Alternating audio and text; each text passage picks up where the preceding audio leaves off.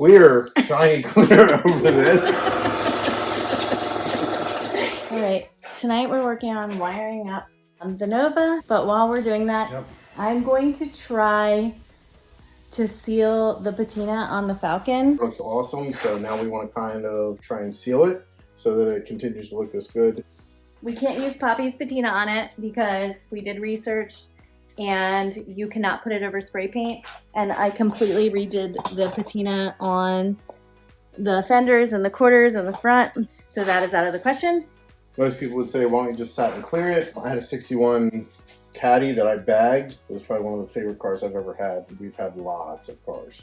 Yeah. And the problem with satin clear is because it dries so fast, it works great on panels. When you get to big areas like the roofs and the hood, you can't, I couldn't get it to lay out, and I've been painting for 25 years.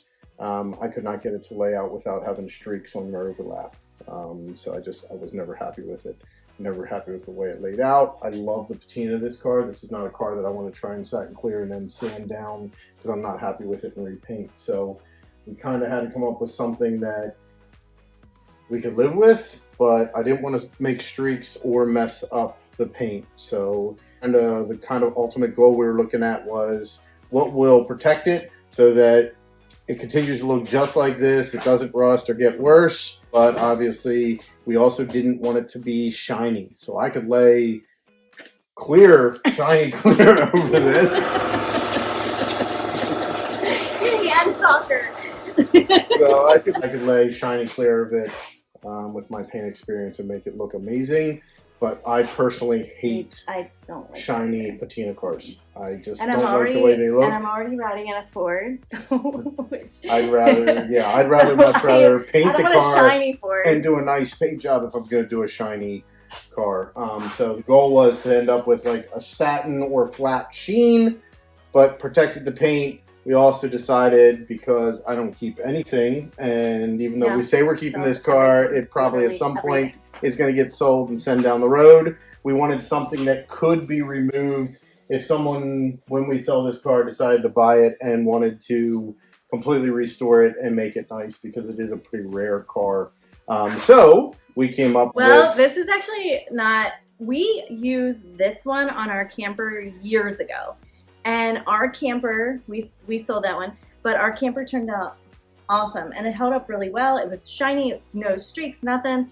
And then we found a MotorTrend article from 2019 and a YouTube video. I'll try to tag her here, but she used this one, and she used in the MotorTrend article and on her YouTube video, she used the high traffic floor polish, which actually comes out to be more of like a satin. Yeah, it has a little bit of a sheen to it, but it's not high gloss, and it really looks good. And we tested this on one of the back ends, the 66, the blue back end. I'll attach a picture here. You can see a video. But we love the look of that, so we're really hoping that's how this turns out. Obviously, we really liked that the camper held up so well. I mean, it was on there for 4 years. We never reapplied. We put 3 coats on initially. You literally, when it got dirty, you could just hose it off and the water would bead off and it protected it. So we decided that's kind of the way to go, because we're talking under like 30 bucks. It will give us that sheen that we're looking for. Yeah, we're considering it kind of a semi-permanent kind of top coat to seal our paint, but it could be removed down the road if someone decided, or if we decide down the road we want to actually put a good paint job on this car. And we didn't want to go with an oil because, like my husband already said, he sells everything. And if somebody decided they didn't like that look, it would be a lot of work to try to strip it and take it off. What we did was we repaired the holes. Is it still called patina if there's rust holes through it? I'm not sure. I matched the patina, which was a pretty cool process. And then to get this car ready, I scrubbed it down with actually half CLR, a diluted. It's probably like, it's not quite half and half, probably like a 3 to 1. And I diluted it, scrubbed it down with the finest, I think like 000 fine steel wool. I tried a Scotch pad at first, but it seemed like it was taking too much up and I wanted to keep some of the patina. So we scrubbed it down with that, and then I polished the trim, and now it is ready to put on.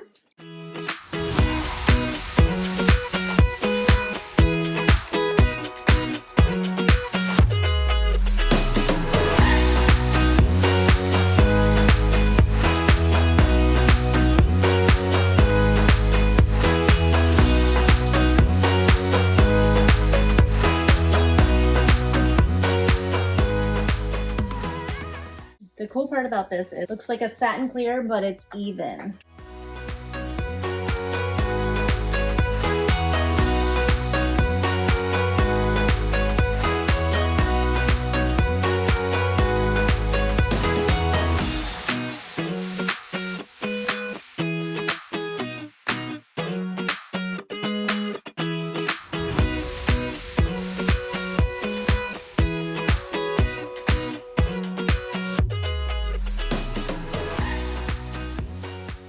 Takes about half an hour to dry, and this is what it actually looks like now.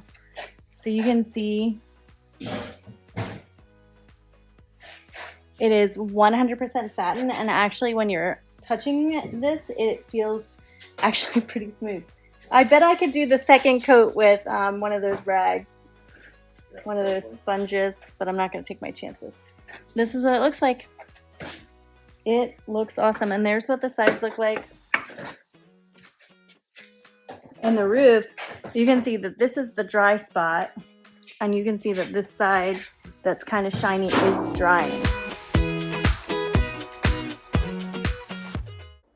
I made a mistake on the third coat, and I didn't realize it until after it was dry, but I had the garage doors open on a really, really hot day, and the first and the second coat, I had the garage doors closed, and it was at night and it was cooler.